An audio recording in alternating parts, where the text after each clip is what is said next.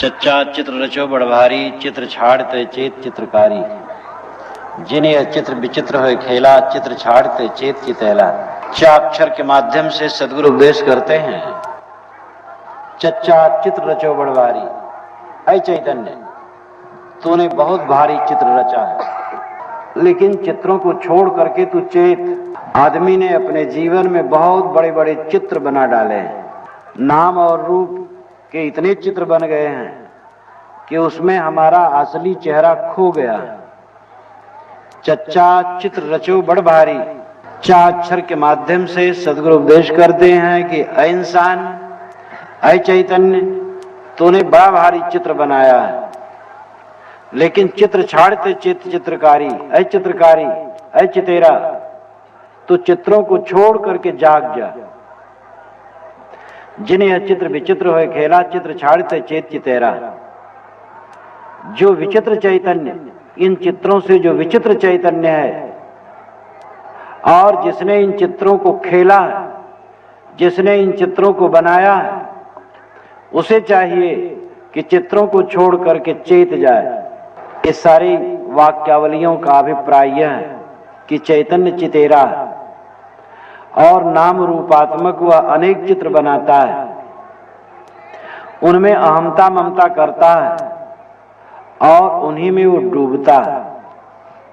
जैसे एक चित्र हो और उस चित्र के ऊपर 20 चित्र 50 चित्र चिपक गए हों, तो पहले वाला असली चित्र दब जाता है, खो जाता है। मनुष्य का अपना जो चित्र है वो चैतन्य है, वो चितेरा है, लेकिन उसके ऊपर नाम रूप के बहुत चित्र चिपक गए हैं, इसलिए उसका अपना चेहरा खो गया है। वो भूल गया है मैं कौन हूं। एक ही काल में एक आदमी दादा है, नाना है, मामा है, साला है, जीजा है, पोता है, मित्र है, शत्रु है। वह क्या है, अपने को क्या माने। एक आदमी है, वह किसी का शाला है और किसी का जीजा है, किसी का ससुर है और किसी का दामाद है, किसी का मामा है और किसी का भांजा है, किसी का बप्पा है, किसी का पुत्र है, किसी का पितामह है और किसी का पौत्र है, किसी का मित्र है, किसी का शत्रु है। फिर वो क्या है, अपने को क्या माने कि मैं कौन हूं। क्या यही सब हुआ है? ये सब औपाधिक है, ये सब मायामय है, ये सब मन के चरित्र है। मनुष्य का असली स्वरूप चैतन्य है। बाहर का जो चेहरा है ये प्रकृति का है और अंदर में जो उस चेहरे का ज्ञाता है, प्रेरिता है, वह प्रेरक चैतन्य शुद्ध ज्ञान स्वरूप है। साहब कहते हैं अपने चेहरे को पहचानो, चच्चा चित्र रचो बड़ भारी। ऐ चैतन्य तूने बड़ा भारी चित्र बनाया है। घर, परिवार, पत्नी और मकान, दुकान, नाम, रूप, गुण, कर्म, स्वभाव, अनेक प्रकार के चित्रों का सृजन तूने किया है और उन्हीं चित्रों में तू अपने आप को खो दिया है। उन चित्रों को छोड़ करके चेत, तू कौन है, तू चितेरा है। चित्रों में क्यों उलझ गया है? आदमी पद के लिए कितना पागल होता है। पद क्षणिक है। पहले समय में प्रधान और सरपंच का चुनाव होता था तो उसमें गोलियां नहीं चलती थी। अब गोलियां चलने लगी, हत्याएं होने लगी। चुनाव में जीत जाते हैं तब बाजा गाजा के साथ उनका जुलूस निकाला जाता है, नाच करवाया जाता है, नौटंकी करवाई जाती है, भोज दिया जाता है। कितना बालकपन है। जो नाम रूप, जो पद अधिकार कुछ समय के लिए मनुष्य से जुड़ते हैं, उनमें वह अपने आप को एकबद्ध करके कितना अहंकारी और जड़ होता जा रहा है। शिशुपन का चेहरा, फिर बालपन का चेहरा, फिर कुमारपन का चेहरा, फिर जवानी का चेहरा, फिर प्रौढ़ावस्था का चेहरा, फिर बुढ़ापा का चेहरा, फिर जर्जर अवस्था का चेहरा। इन सारे चेहरों का चित्र लिया जाए तो एक दूसरे से नहीं मिलेंगे। क्या यही आप हैं? छोटा बच्चा, आप जब छोटे रहे उसका चित्र हो घर में, अब आप देखें तो समझेंगे कि ये मेरा बच्चा है। मैं सन 71 में भदंत आनंद कौशल्यायन को बनारस के सारनाथ के कार्यक्रम में देखा था, बौद्धों के कार्यक्रम में। भदंत आनंद कौशल्यायन एक महान पुरुष थे बौद्ध मत के, बहुत बड़े विद्वान, गांधी जवाहर और राहुल सांकृत्यायन के साथी। इंग्लैंड में और लंका इत्यादि में उन्होंने पढ़ाया था, अनेक भाषाओं के विद्वान और बहुत ग्रंथों के रचयिता थे। जब मैंने उनको 71 में देखा बनारस में, उनका तो पहले पढ़ लिया था, वहां उनके चेहरे का परिचय हुआ, स्वभाव का परिचय हुआ, उनके संतत्व का आभास हुआ। उसके पश्चात 84 में नागपुर में उनके आश्रम पर ही जब उनके दर्शन हुए और बातचीत हुई, तब ऐसा लगता था कि जो 71 में भदंत आनंद कौशल्यायन मिले थे, वह इस कौशल्यायन के पुत्र हैं। इतनी थोड़े ही दिन में इतना अंतर। अब मेरे दिमाग में बार-बार बात आती है, 71 में मिले थे तो वह किस ढंग के थे, कितनी स्फूर्त थी और मंच पर कितनी चुलबुलाहट थी उनकी, और नागपुर में मिले तब वह बहुत शिथिल और बूढ़े लगते थे। दूसरे को देखने से पता लगता है, अपने आप पर पता नहीं लगता है। लेकिन सबका शरीर मंथर गति से बूढ़ा होता चला जाता है। तो हम क्या हैं? शिशु हैं, बालक हैं, कुमार हैं, जवान हैं, परिपक्व हैं, बूढ़ा हैं, जर्जर हैं। ये सब माया के चेहरे हैं। यह सब मैं नहीं हूं। शिशुपन में भी मैं चैतन्य था, बालपन भी मैं चैतन्य था, कुमारपन में भी मैं चैतन्य था, जवानी में मैं चैतन्य था, परिपक्व अवस्था में मैं चैतन्य हूं, बुढ़ापा में मैं चैतन्य हूं, जर्जर अवस्था में मैं चैतन्य हूं। जो सबके अंदर में अपना असली स्वरूप है वो चैतन्य है। सबका सत्य, सबका आपा चैतन्य है, ज्ञान तत्व है। आप ज्ञान स्वरूप हैं। आप सारे चित्रों के चितेरे हैं। सारे चित्रों को आप बनाते हैं। बेटी, दामाद, पत्नी, भाई, सास, ससुर, घर, मकान, दुकान, नाम, रूप, गुण, कर्म, स्वभाव, सबके सृजेता आप हैं। और आप स्वयं उसमें भूल गए हैं। संभल कर बैठना, जलवा मोहब्बत देखने वालों, तमाशा खुद न बन जाना तमाशा देखने वालों। हम खुद तमाशा बन गए हैं। हम चित्रों में अपने आप को खो दिए हैं। सद्गुरु कहते हैं जागो, तुम चित्र नहीं हो। दर्पण में अपने चेहरे को, अपने माने हुए चेहरे को देखते हो और अहंकार करते हो, ऐसी मेरी मूछें हैं, ऐसी दंत पंक्ति है, ऐसे कमल के समान आंखें हैं, ऐसे सुंदर कपोल हैं, ग्रीवा है, मस्तक है। लेकिन कितना बड़ा अविवेक है। इतना प्यारा और सेकंडों में चला जाता है। लोग बाथरूम में स्नान करने गए और गिरे, खत्म हो गए, फाटक खोला गया, नहीं है। लोग बिस्तर पर लेटे और फिर जब उनके पास जाया गया सुबह तो मरे थे। एक आदमी साइकिल से जा रहा था, तुरंत गिरा, खत्म हो गया, हार्ट अटैक हो गया, साइकिल पर ही हार्ट अटैक हो गया और गिर गया, लकड़ी की तरह मर गया। एक डॉक्टर साहब बात कर रहे थे फोन पर, बहुत प्रसिद्ध डॉक्टर, रोज कई हजार की आमदनी, और फोन पर बात करते करते लड़खड़ाए और गिर गए और मर गए। मेरा मेरा मेरा, रात दिन मेरा मेरा का आभास होता रहता है। ऐसे संसार में, ऐसे शरीर को, ऐसी चीजों को हम मेरा कहते हैं जिसमें क्षण मात्र भी विश्वास नहीं किया जाता है कि कब चला जाएगा। हमें जागना चाहिए। कबीर साहब ने कहा है, यह तन कांचा कुंभ है, लिए फिरे थे साथ, टपका लागा फुट गया, कछु न आया हाथ। कितना सरल पद है और कितना मार्मिक है, हृदय को मथ देता है। प्रयोग कितना सुंदर है। यह तन कांचा कुंभ है, यह शरीर कच्चा घड़ा है, लिए फिरे थे साथ, इसको साथ में लेकर के घूम रहे थे। इतने में टपका लग गया, ठोकर लग गया, फुट गया, कुछ भी हाथ में नहीं आया, घड़ा हाथ में लिए थे, टपका लगे सब भर हृदय हो जाता है। हमारे शरीर की यही कथा है। इस शरीर में क्या रखा है? साधना का महत्व है। इस शरीर में रह करके मन वाणी कर्मों को जो शुद्ध करता है, मानसिक विकारों को जो धोता है, सारे चेहरों को, सारे प्रकृति के चेहरों को अपनी चेतना से अलग जान करके अनासक्त हो जाता है और अपने चितेरे चैतन्य स्वरूप में विश्राम पा लेता है, उसे ने इस मिट्टी के धोधे को पाने की सफलता पाई है।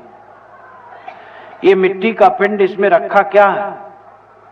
जिस जमीन पर आप बैठे हैं, पता नहीं उस जमीन से आपका शरीर कितनी बार बन चुका है। हो सकता है जो रेत आपके पैर में लग रहे हैं, उन्हीं रेतों से आपका शरीर अनेक बार बना हो। भगवान बुद्ध ने कहा है, भिक्षुओं, चारों समुद्रों का पानी उतना नहीं है जितना जीव ने अप्रिय के संयोग में और प्रिय के वियोग में रो और कलप करके उसने सदा से अनादिकाल से आंसू बहाए हैं। तो ये शरीर की विशेषता क्या है? अगर साधन भजन नहीं हुआ तो ये दो कौड़ी का भी नहीं, और साधन भजन हुआ तो इसकी सफलता है। सदगुरु कहते हैं, चच्चा चित्र रचो बड़ भारी, ऐ चैतन्य तूने बड़ा भारी चित्र बनाया।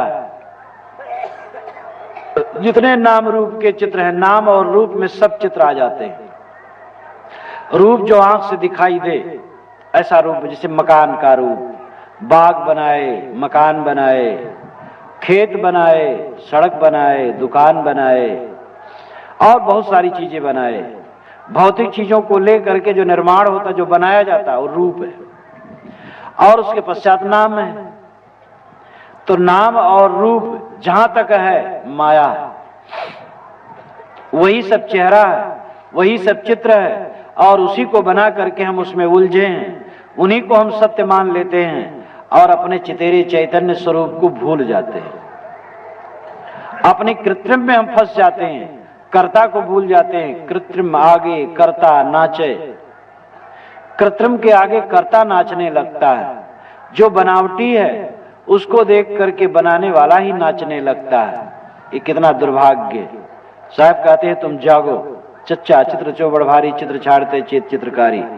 जिन यह चित्र विचित्र हुए खेला, जो चैतन्य विचित्र हो करके इन चित्रों से, इन चित्रों का खेल खेला है, चित्र छाड़ते चेत चितेरा। ऐ चितेरा, चित्रों को छोड़ करके उसको समझ और जाग। इन्हीं तुम चितेरे हो, तुम चैतन्य हो, तुम चित्रों के रचयिता हो, तुम सारे चित्रों को कल्पते हो, तुम सारे चित्रों को निर्मित करते हो। तुम चित्रों में न भूलो, तुम अपने चैतन्य स्वरूप में जागो। ध्यान या समाधि के समय में साधक जब बैठता है तो उसके सामने चित्र आते हैं, संकल्पों के चित्र। सारे संसार के चित्र संकल्पों में चित्रित होते हैं। संकल्प अगर मिटा दे तो सारे चित्र मिट जाते हैं। याद में सारी दुनिया चित्रित है, याद गई तो दुनिया गई। हमारी पीठ के पीछे क्या है हमें क्या पता है।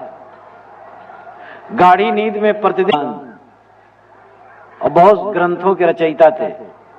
जब मैंने उनको 71 में देखा बनारस में, उनका तो पहले पढ़ लिया था, वहां उनके चेहरे का परिचय हुआ, स्वभाव का परिचय हुआ, उनके संतत्व का आभास हुआ।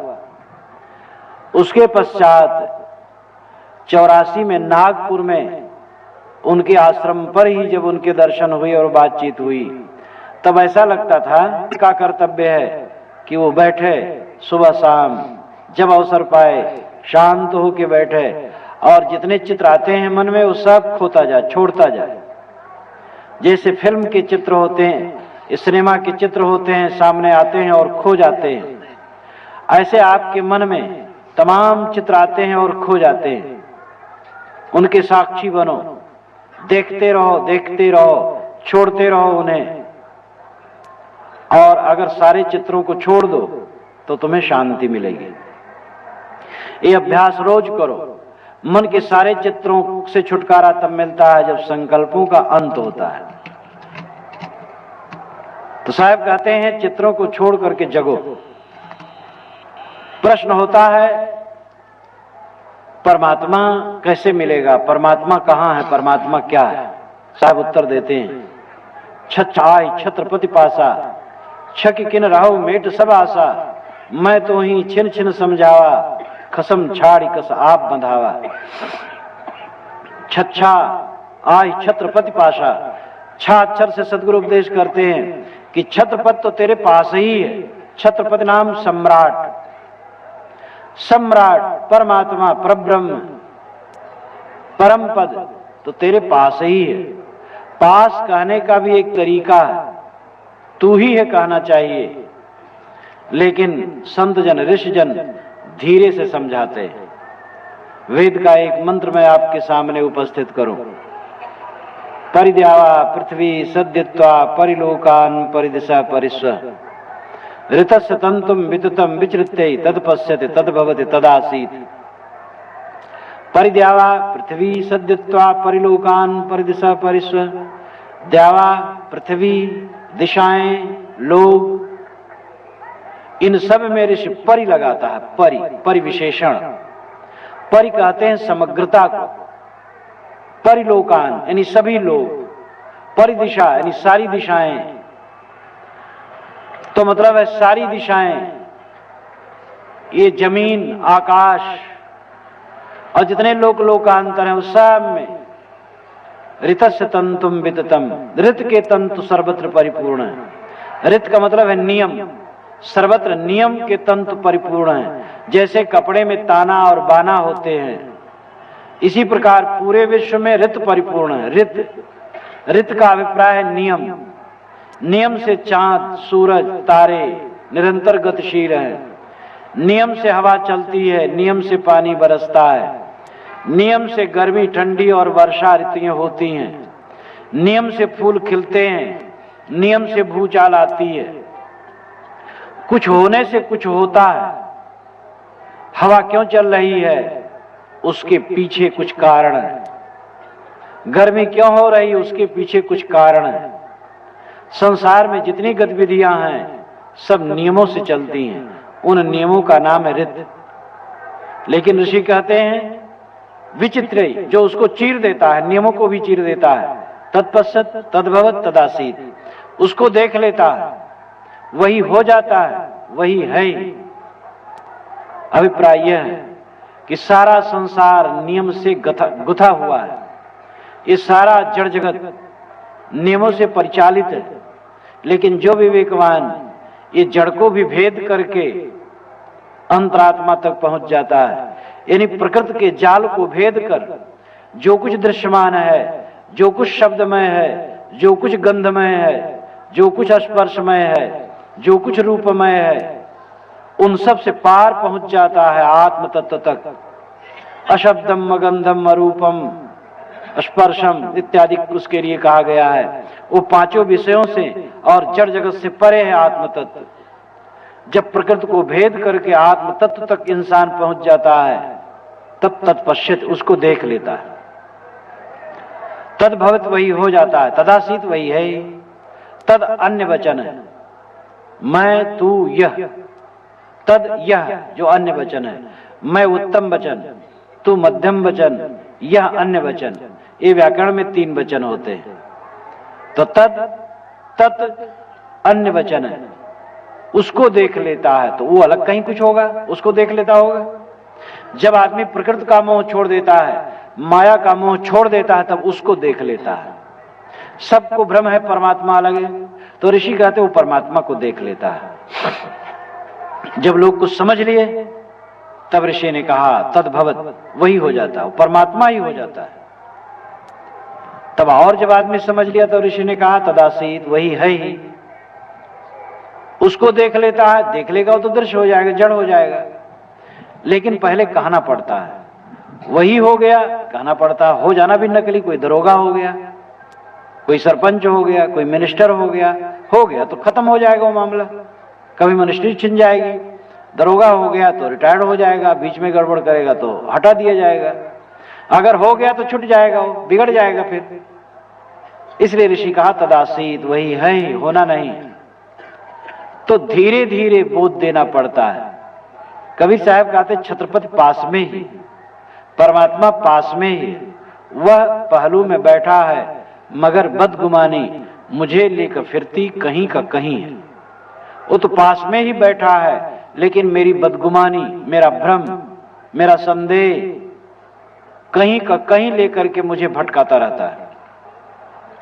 तो छच्छा आई छत्रपति पासा, छत्रपति तुम्हारे पास है, तुम्हारे निकट है।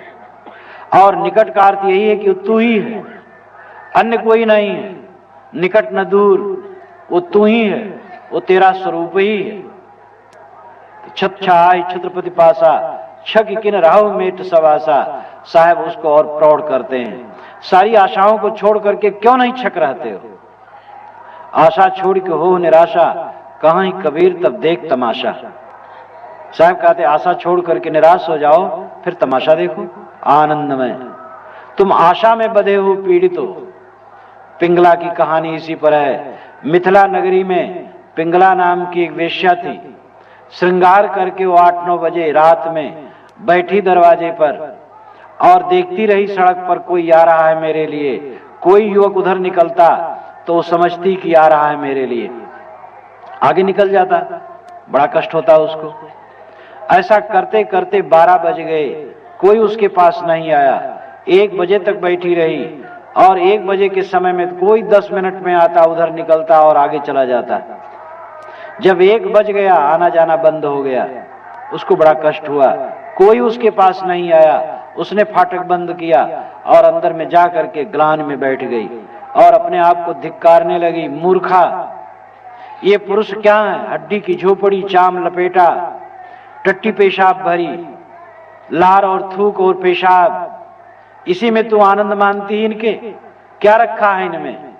ये स्वयं पीड़ित हैं काम क्रोध से, ये स्वयं अशांत हैं। जो स्वयं अशांत है उससे तेरे को शांति मिलेगी?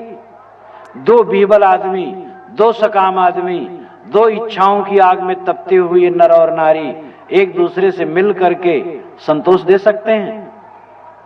जो दोनों दुखी हो इच्छा के बस, वे डबल जब हो जाएंगे तो दुख बढ़ जाएगी, घट जाएगा।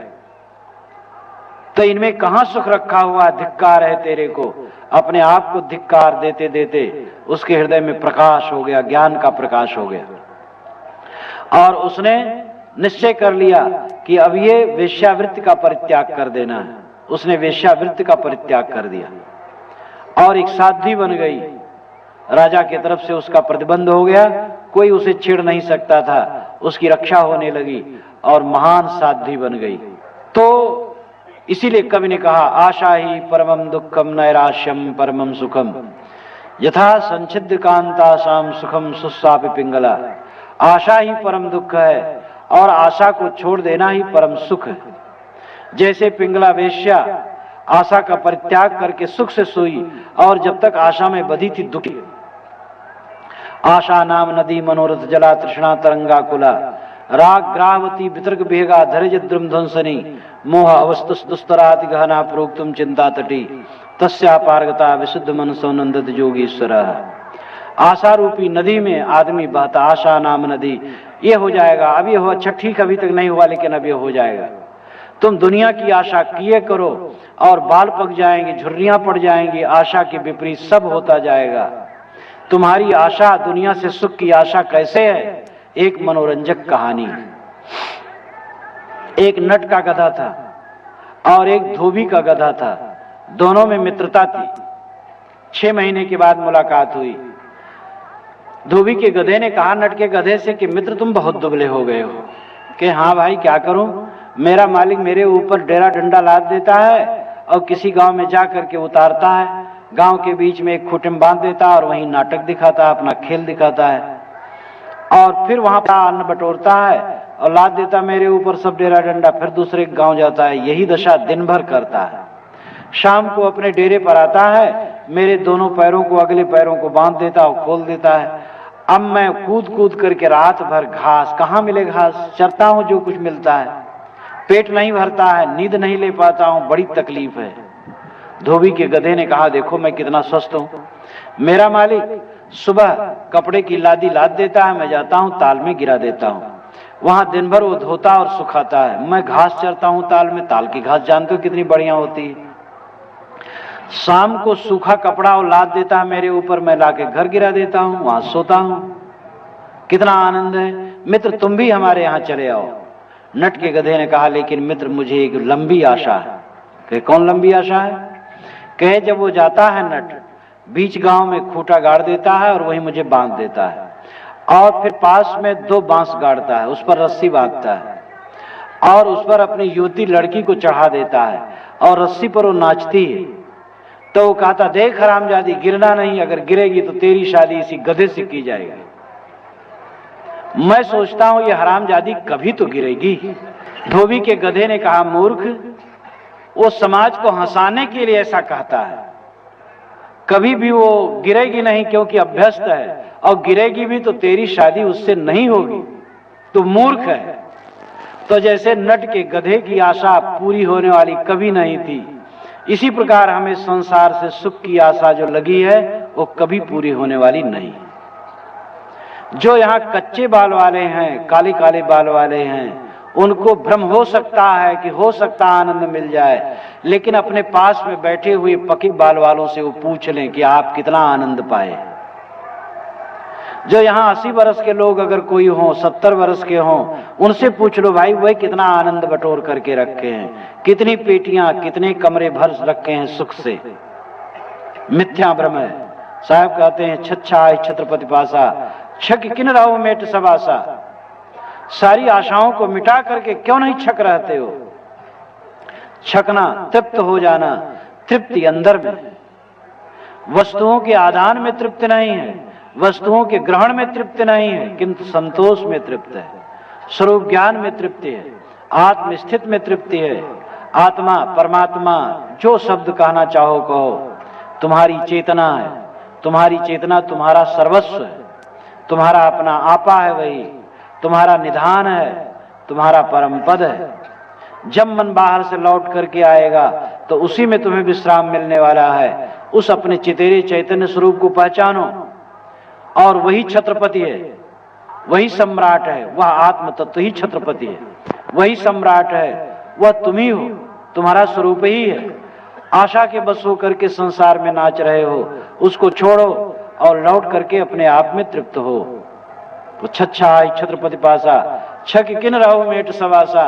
मैं तो ही छिन छिन समझावा, खसम छाड़ी कस आप बंधावा। साहब कहते मैं तेरे को क्षण क्षण समझा रहा हूं, खसम को छोड़ करके अपने को क्यों बता रहा है? खसम का अर्थ यहाँ मालिक है, स्वामी है। तेरा स्वामी तो तेरे अंदर विराजमान तेरी अपनी आत्मा है, उसको छोड़ करके तुम विषयों के बंधन में क्यों बंध रहा है?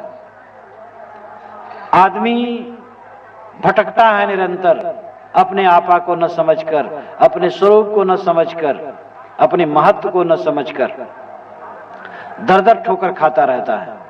इसलिए अपने स्वरूप को समझो, अपनी आत्मा को पहचानो। जज्जा ईतन जियत न जारो, जोबन जार जुक्त तन पारो। जो कुछ जुक्त जान तन जरे, यह घट ज्योत उजियारी करे। जा अक्षर में सदगुरु उपदेश करते हैं, जज्जा ईतन जियत न जारो। जा अक्षर कहता है कि शरीर को जीते जीते जलाओ मत। 5 अग्नि में, 50 अग्नि में, 100 अग्नि में, 500 अग्नि में लोग जलाते हैं।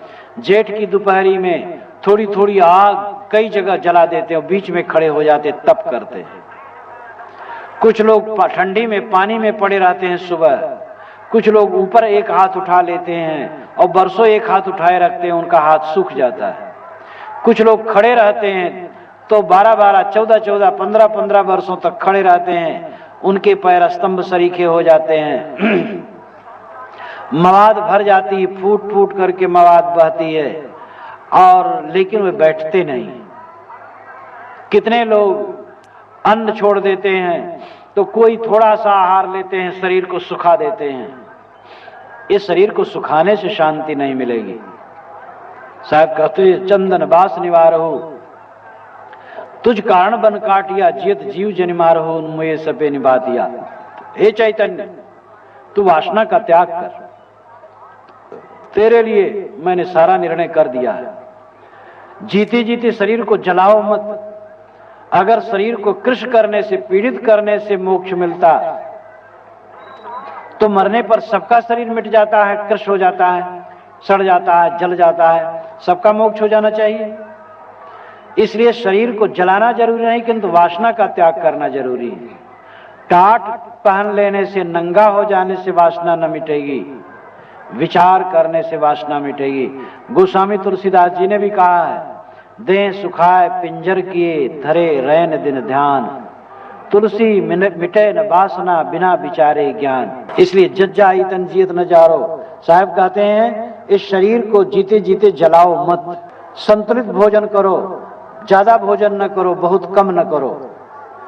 ठंडी गर्मी निवारण के लिए कपड़ा आदि पहनो, फैशन के लिए शरीर में कपड़ा न पहनो और अभद्र कपड़े भी न पहनो। संयत, सुव्यवस्थित, सुसंस्कृत ढंग से रहो, सादे सहजादे स्वच्छ वस्त्र पहनो और इसी प्रकार जीवन में मध्यम व्यवहार करो। शरीर की रक्षा करके ही इससे साधन किया जा सकता है, शरीर को सुखा करके नहीं साधन किया जा सकता है। तड़क भड़क में पुजाई बढ़ सकती है, कल्याण नहीं हो सकता है। विलक्षण साधना करने से लोगों में आकर्षण उत्पन्न होता है। देखो इतने संत यहाँ बैठे हैं, इसमें कोई नंगा बैठा होता तो आप लोग उसी को बारंबार देखते। तो थोड़ा विलक्षण साधना करने से लोगों का चित्त आकृष्ट होता है, तो उसमें महिमा बढ़ती है, धन यश बढ़ता है, लेकिन आत्मा का कल्याण नहीं होता है। आत्मा का कल्याण वासना के त्याग से। कपड़ा पहनो, खाओ, सामान्य रूप में रहो और वासना का त्याग करो। तो जज्जा ईतन जियत न जारो, जोबन जार युक्त तन पारो। जवानी को जला करके इस शरीर में युक्त पूर्वक साधना करो। जवानी को जलाने का मतलब है कि जवानी अवस्था में रहते हुए भी काम वासना, इच्छा, तृष्णा को मिटा करके साधना करो। जवानी एक रत्न है। जवानी में नरक ले सकते हो, जवानी में स्वर्ग ले सकते हो, जवानी में बंधन बना सकते हो, जवानी में मोक्ष ले सकते हो। जवानी ही आपके लिए मंगलकर है। जो लोग कहते हैं जवानी में मन रोकना मुश्किल है, वह समझते नहीं है। जवानी ही तो एक ऐसी अवस्था है जिसमें तुम साधना कर सकते हो। और दुनिया के जितने बड़े बड़े पुरुष हुए हैं, जवानी ही में उन्होंने साधनाएं की। चाहे किसी का नाम ले लो, बुद्ध, महावीर, सनत कुमार, शंकराचार्य, दयानंद, विवेकानंद, राम तीर्थ, कबीर, ईसा और भी चाहे जितने नाम ले लो, जवानी ही में उन्होंने साधनाएं की। तो बड़े बड़े नाम हैं, छोटे छोटे बहुत नाम हैं जो प्रसिद्ध तो नहीं है, लेकिन उन्होंने अपनी स्थिति पाई। आज भी इस मेले में भी ये मत समझ लो कि इस मेले में सब ढोंगी हैं और सब गलत हैं और सब योग के अंदर में भोग रखते हैं, ऐसी बात नहीं। हाँ, ऐसे भी हैं, बहुत होंगे, लेकिन इसी मेले में अच्छे अच्छे संत होंगे, त्यागी त्यागी संत होंगे। त्यागी का मतलब वैसा नहीं तमाम बोर्ड में जगह जगह महात्यागी, तो लिखा रहना अलग बात है। और त्यागी मतलब ये नहीं कि नंगे हैं त्यागी, मतलब उन्होंने अहंता ममता का त्याग किया है। चुड़ाला और शिखध्वज की कहानी है योग वाशिष्ठ में। राजा शिखध्वज देहाभिमानी था, चुड़ाला आत्मज्ञानी थी। चुड़ाला बारंबार आत्मज्ञान की तरफ प्रेरित करती थी शिखध्वज को, लेकिन वो ध्यान नहीं देता था। जीवन में बहुत हिस्सा बीत गया, तब उसको ग्लानि हुई कि मेरी पत्नी आत्मज्ञान में रमती है, मैं मसूल बुद्धि वाला हूं, मुझे भी त्याग करना चाहिए। राजपाट छोड़ करके जंगल में गए, तप करने लगे। रानी वेश बदल करके, देव वेश बना करके 1 वर्ष के बाद राजा के पास गई और कहा, राजन तुम्हें शांति मिली? राजा ने कहा, देव मुझे शांति नहीं मिली। त्याग करो। देव मैंने सब कुछ त्याग कर दिया, राजपाट, रानी, पुत्र, पौत्र। फिर उस चुड़ाला ने कहा, जो देव रूप में बनी थी, कि राजन त्याग करो। उन्होंने कहा, भाई क्या त्याग करूं? झोपड़ी थी उसमें आग लगा दी, पोथी और डंडा और कमंडल ले करके चल पड़े और साधना करने लगे। साल भर के बाद फिर पहुंची चुड़ाला, राजन तुम्हें शांति मिली? नहीं देव, शांति नहीं मिली। उन्होंने कहा, त्याग करो। कहे बड़ा आश्चर्य है, क्या त्याग करूंगा? तो उन्होंने पोथी दंड कमंडल रख करके उसमें आग लगा दी और एक कौपीन पहर करके विचरने लगे और साधना करने लगे। साल भर के बाद फिर चुड़ाला आई, राजन शांति मिली? नहीं देव, शांति नहीं मिली, त्याग करो। क्या आश्चर्य है। उन्होंने भोजन करना छोड़ दिया, पानी पीने लगे, ऐसे रहने लगे। साल भर बीता, फिर चुड़ाला आई, उनका कंकाल हो गया था शरीर। राजन शांति मिली? नहीं देव, शांति नहीं मिली, त्याग करो। कहे अब तो जीवन को रखना ठीक नहीं है, अब इतना ही बाकी है कि इसको कुएं में डाल दो।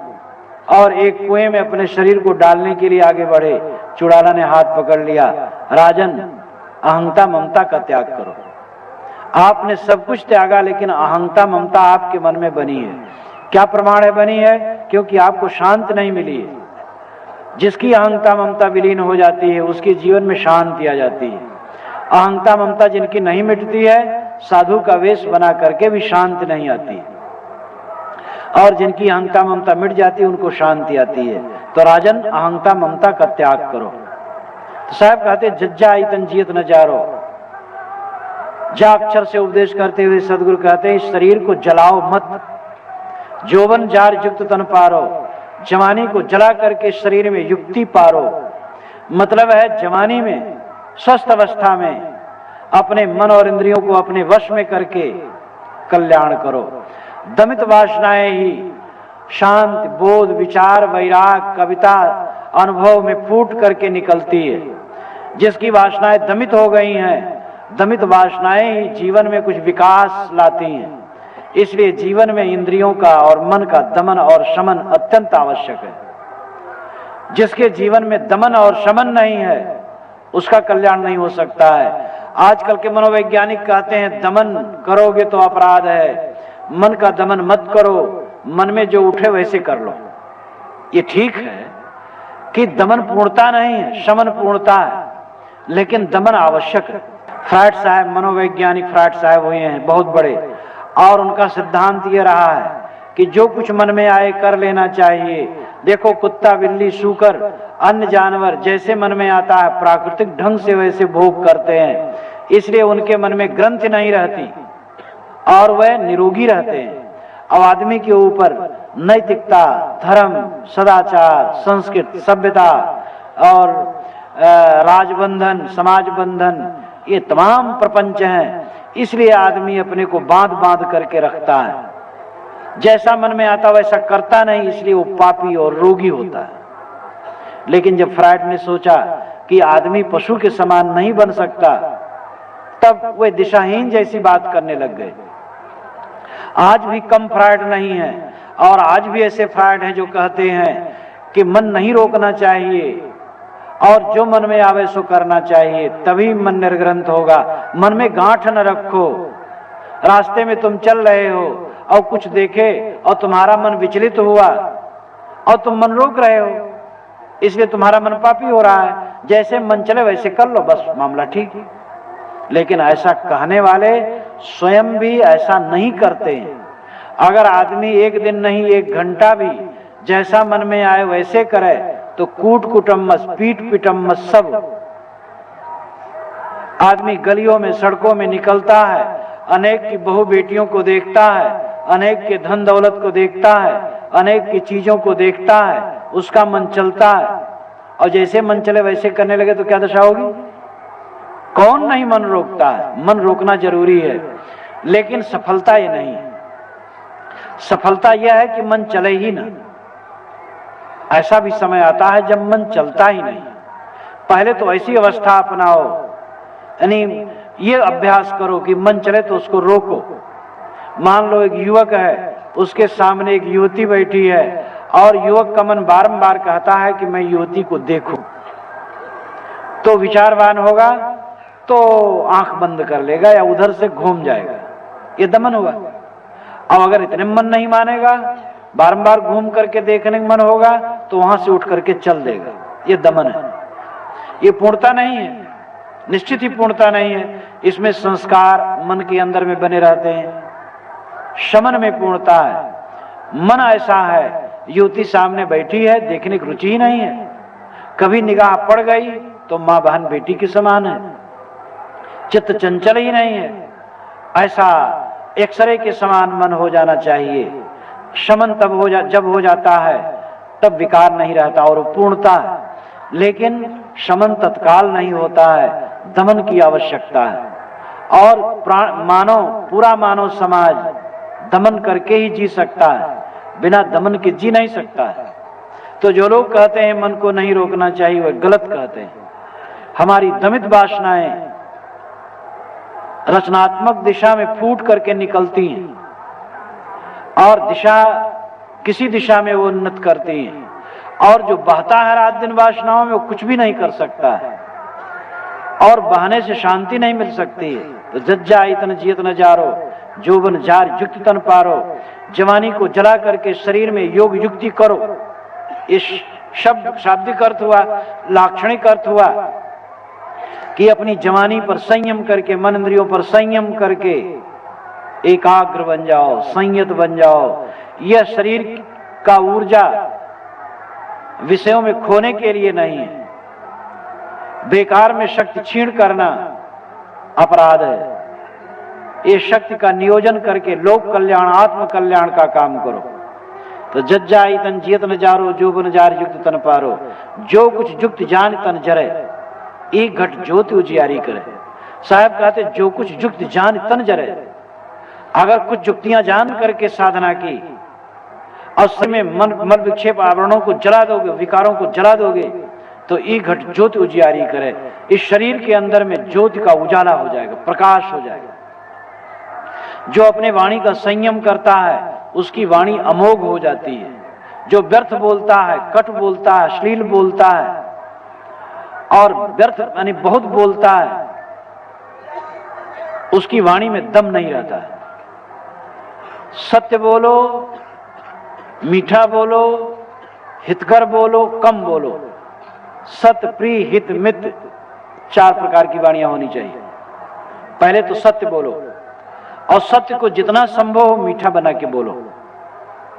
मीठा होते हुए भी वो कल्याणकर हो, ऐसा मीठा ना हो लल्लो चप्पो। कुछ लोग लल्लो चप्पो करने वाले बहुत होते हैं, बस दूसरे खुश करने वाली बात। एक कहानी याद आई। एक पंडित जी निकले गांव में, उधर से एक मुराव निकला। मुराव जो सब्जी बेचता है और सब्जी पैदा करता है। उसने कहा पंडित बाबा पाए लागी, कहा भैया जियो जियो, खुश रहो खुश रहो, कैसे कुशल मंगल कहो। कहे महाराज आप तो जानते हैं हमारे घर के पिछवाड़े 2 एकड़ जमीन है। वो कह रहे हम तुम्हारे बाप दादे से जानते तुम्हारी जमीन है, बात क्या है। कहे उसमें मैंने सोचा कुमड़ा बो दूं। तो कहा बहुत अच्छा किया भाई, जमीन पड़ी थी कुमड़ा बो दिया, अच्छा किया। कहे महाराज तो कुमड़ा 2 एकड़ जमीन में एकदम कुमड़ा की लता एकदम फैल गई। कहे भाई अच्छा हुआ, जब तूने बोया सींचा तो फैल गई तो बहुत अच्छा हुआ। कहे महाराज उसमें 2 कुमड़े फले। कहे भाई तुमने परिश्रम किया तो भगवान को कृपा करनी ही थी और 2 कुमड़े फले, बड़ा अच्छा हुआ। कहे पंडित जी जब वो पक गए तो उसको लेकर के मैं इलाहाबाद बाजार में बेचने गया। तो उन्होंने कहा भाई 4 पैसे के लिए ही परिश्रम किया जाता और तुम बेचने गए, अच्छा किए। कहे महाराज तो चुंगी वाला आया और कहा 4 आना चुंगी दो। तो पंडित जी ने कहा भाई ये तो सरकार का कानून है। तो उन्होंने कहा महाराज मैंने कहा कि 2 ही कुमड़ा 4 आने में बिकेंगे, तो अब मैं आधा चुंगी दे दूं। उन्होंने कहा ठीक है ही। कहा भाई जब 2 ही कुमड़ा था उसको चुंगी नहीं लेना चाहिए था। कहे महाराज तो गाली देने लगा। तो पंडित जी ने कहा भाई अब तुम चुंगी नहीं दे रहे हो तो गाली देगा ही। तो कहे महाराज जब वो गाली देने लगा तब मुझे नहीं सहा गया। तो भाई कैसे सहा जाए, 2 ही कुमड़ा है और गाली भी दे रहा है। तो कहा महाराज मैं दोनों कुमड़ा उसको दे दिया। कहा अच्छा किया, अरे जब 2 बेचते आधे मिलता तो दोनों दे दिए, अच्छा किया, झंझट में कौन पड़े। कहे महाराज आया कुमड़ा को उखाड़ दिया। कहे अच्छा किया, न रहे बांस न जा बाजे बंसरी, कुमड़े ने झंझट किया। तो अब इस प्रकार बात पर बात जो कोई कहा सत्य वचन महाराज करता जाए, ये कोई मीठा वचन नहीं। मीठा वचन बोलो लेकिन हितकर वचन बोलो। हितकर वचन बोलो लेकिन वो कम बोलो, ज्यादा नहीं। अगर कोई बहुत दिन भर ज्यादा बोलता रहता है तो समझ लो बिना झूठ बोले रह नहीं सकता है। जो ज्यादा बात करता है उसकी बातों पर लोगों को विश्वास नहीं होता है। इसलिए सत्य, प्रिय, हित, मित, ये 4 लक्षण बोलने में होना चाहिए। तो जज्जाई तन जीत न जारो, जो बन जार जुक्त न पारो, जो कुछ जुक्त जान तन जरे, एक घट जो तुझियारी करे। साहब कहते हैं कि अगर शरीर में संयम करो तो अंदर में प्रकाश होगा। वाणी का संयम जो करता है उसकी वाणी महत्वपूर्ण हो जाती है। जो आंखों का संयम करता है उसके आंख में एक अद्भुत तेज आ जाता है। इसी प्रकार जो समस्त इंद्रियों में संयम करता है वो सारी इंद्रियां उसकी सही दिशा में, कल्याण दिशा में लग जाती हैं। जो मन का पूर्ण संयम कर लेता है उसका मन एकाग्र हो जाता है, समाधिलीन हो जाता है और उसके मन में बहुत बड़ी शक्ति आ जाती है। दुनिया के बड़े बड़े पुरुष जिनको हम कहते हैं वह इसका मतलब नहीं है कि 10-20 हाथ लंबे थे या बहुत मोटे ताजे थे। बड़े का मतलब यही कि उन्होंने अपने आप पर स्वच्छता पाई थी, उन्होंने अपने आप को स्वच्छ किया था। तो अगर कोई अपने शरीर और मन वाणी को वश में करता है, युक्त द्वारा समस्त विकारों को जला देता है, तो अंदर में ज्ञान की ज्योति जगमगा उठती है। ज्ञान की ज्योति एक अंदर का प्रकाश है जिसमें भटकना नहीं होता है। हम बाहर के प्रकाश में चकाचौंध में पड़े हुए हैं, धन, पुत्र, स्त्री, परिवार, मान, बढ़ाई और भी दुनिया की चीजों में, दुनिया के चमक दमक में उलझे हुए हैं। दुनिया के चमक दमक से जब हमारा मन लौट करके अंतर्मुख होता है तब अंदर का प्रकाश होता है। अंदर का प्रकाश ये मत समझिए कि कोई वैसा प्रकाश जो आंख से दिखाई देता है। कुछ लोग आंखें मीच लेते हैं और ध्यान करते हैं तो उसमें जो प्रकाश दिखाई देता है कहते हैं वही परमात्मा है। आंख मीचने से जो प्रकाश होता है वो आंख की गर्मी है।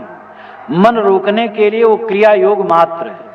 कुछ लोग कान बंद कर लेते हैं तो कान बंद करने पर झंझनाहट की आवाज आती है, वो नसों की झनकार है जिसको अनाहत नाद लोग कह करके उसी मग्न होते और कहते वो ब्रह्मध्वनि है।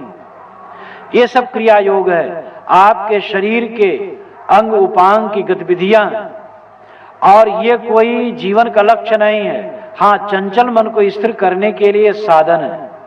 आप अपने मन को नाद में, ज्योति में, बिंदु में कहीं भी रोकें और एकाग्र करें, ठीक है, लेकिन अंत में समझें नाद, बिंद, ज्योति आपका लक्ष्य नहीं है, वो सब मायामय है। आपका लक्ष्य तो अपनी आत्म स्थिति ही है। सारे संकल्पों के अंत होने पर, नाद, बिंद, ज्योति सब के अंत होने पर स्वरूप स्थित होती है, आत्म स्थित होती है। जिसको मैंने चाक्षर में कहा था, चच्चा चित्र चौबड़वारी चित्र छाड़ते चेत चित्रकारी। तू चितेरा चैतन्य है, चित्रों में न उलझ।